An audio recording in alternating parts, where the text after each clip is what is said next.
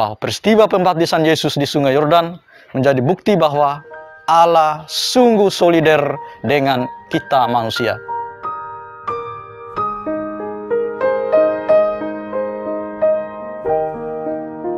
Inilah Injil suci menurut Lukas. Pada waktu itu, orang banyak sedang menanti-nanti penuh harapan serta bertanya-tanya dalam hati, kalau Yohanes itu Al-Masih. Maka Yohanes menjawab dan berkata kepada semua orang itu, "Aku membaptis kamu dengan air, tetapi Ia yang lebih berkuasa daripadaku akan datang dan membuka tali kasutnya pun aku tidak layak. Ia akan membaptis kamu dengan Roh Kudus dan dengan api." Ketika seluruh orang banyak itu telah dibaptis, dan ketika Yesus juga dibaptis dan sedang berdoa, terbukalah langit dan turunlah Roh Kudus dalam rupa burung merpati ke atasnya. Dan terdengarlah suara dari langit, "Engkaulah anak yang kukasihi, kepadamulah aku berkenan." Demikianlah sabda Tuhan. Terpujilah Kristus.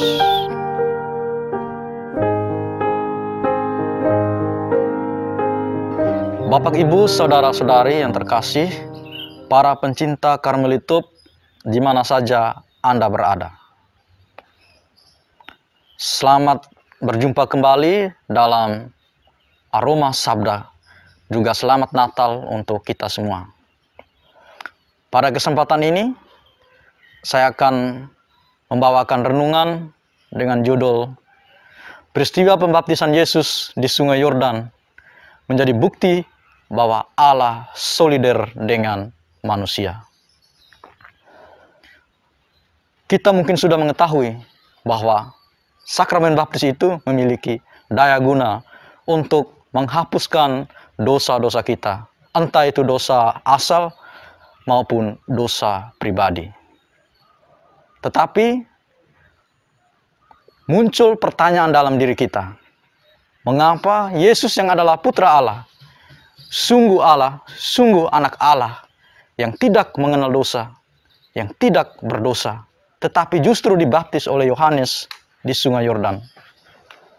Tentu ini menjadi persoalan bagi kita yang adalah para pengikut Kristus. Tetapi kalau kita menelusuri dan merenungkan lebih dalam bacaan suci hari ini, kita akan melihat paling kurang 4 alasan mengapa Yesus dibaptis di Sungai Yordan oleh Yohanes Pembaptis. Alasan yang pertama, peristiwa pembaptisan Yesus di Sungai Yordan menjadi bukti bahwa Allah solider dengan manusia.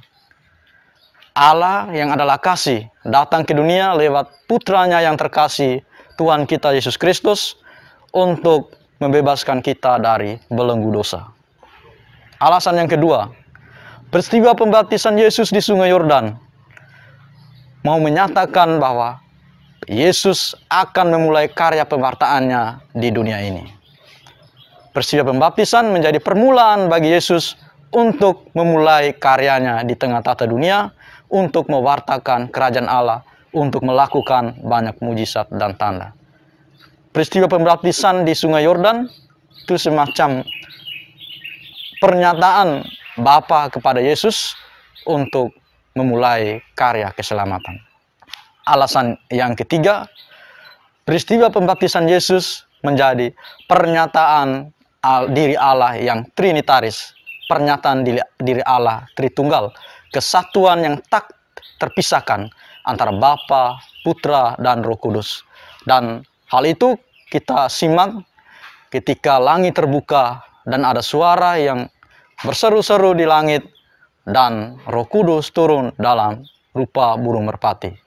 Pernyataan, "Inilah anakku yang kukasihi, kepadanya lah aku berkenan," menjadi bukti bahwa Yesus adalah anak Allah dan Ia akan melaksanakan kehendak Bapa. Bapa yang sejak semula sangat mencintai kita, meskipun kita ini berdosa, telah mengorbankan putranya sendiri untuk menyelamatkan kita dari kuasa dosa. Pembaptisan Yesus di Sungai Yordan menjadi gambaran awal bagi kita bahwa Ia pula yang akan mengorbankan dirinya di kayu salib untuk menyucikan kita dari dosa. Dan alasan yang keempat, peristiwa Yesus dibaptis di Sungai Yordan menjadi peristiwa penyucian air baptis. Air yang kita gunakan sebagai material atau bahan dari sakramen baptis. Dan air itu pula lah yang akan menyucikan diri kita dari kuasa dosa.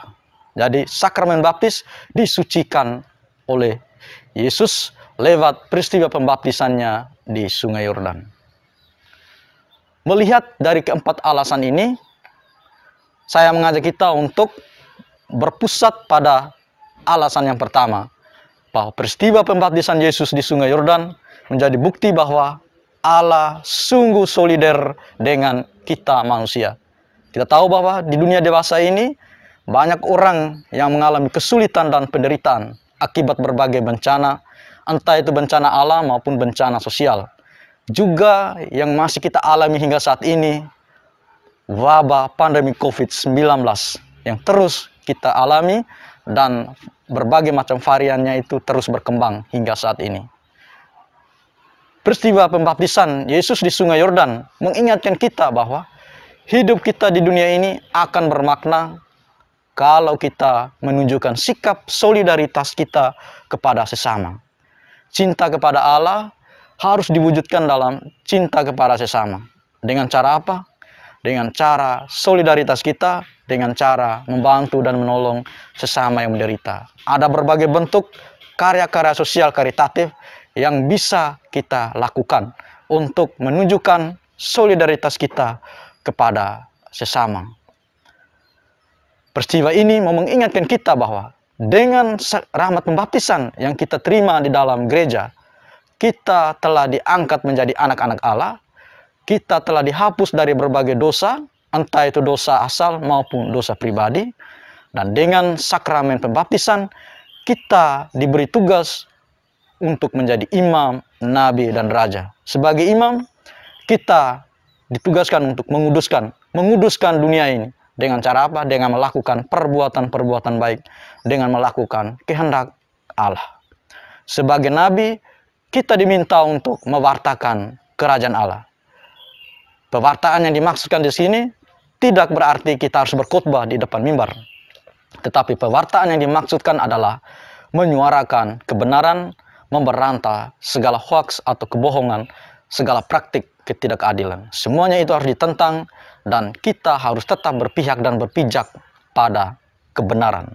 Jadi kebenaran harga mati. Dan sebagai raja yang tugasnya adalah menggembalakan dan menuntun sesama kita yang tersesat. Dengan cara apa kita menuntun sesama kita yang tersesat? Dengan teladan hidup yang baik. Keteladanan berbicara lebih keras daripada berkata-kata. Action speaks louder than speaking.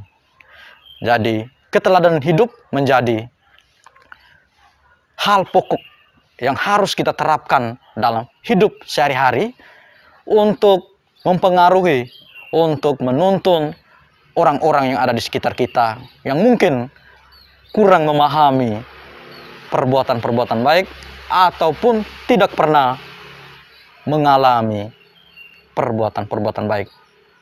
Jadi tugas kita adalah menggembalakan, menuntun sesama kita yang tersesat dan menjadikan hidup kita berarti bagi mereka. Berbagai situasi hidup yang dialami oleh sesama kita itu menjadi bagian dari penderitaan kita. Yang lain adalah bagian dari diri kita sendiri. Semoga firman Tuhan hari ini meneguhkan kita sekalian. Amin. Marilah kita berdoa. Ya Allah Bapa dalam surga, kami bersyukur atas peristiwa Natal, peristiwa kelahiran putra-Mu yang tunggal, Tuhan kami, Yesus Kristus. Kedatangannya ke dunia memberi harapan baru bagi kami untuk bangkit dari kerapuhan dan kelemahan kami. Namun perjalanan kami masih panjang. Hidup kami selalu diliputi oleh berbagai macam cobaan dan penderitaan. Kami mohon kepadamu, kuatkanlah kami dengan Roh Kudus-Mu, agar kami dapat menjadi saksi-saksi-Mu yang setia, agar kami mampu menjadi imam, nabi, dan raja di tengah tata dunia, di tengah aktivitas kami setiap hari. Semoga peristiwa pembaptisan Putra-Mu Yesus Kristus mengingatkan kami bahwa tugas kami adalah mengambil bagian dalam penderitaan sesama kami. Semua doa dan permohonan ini kami haturkan kepadamu lewat pengantaran Kristus Tuhan kami. Amin. Dalam nama Bapa dan Putra dan Roh Kudus. Amin.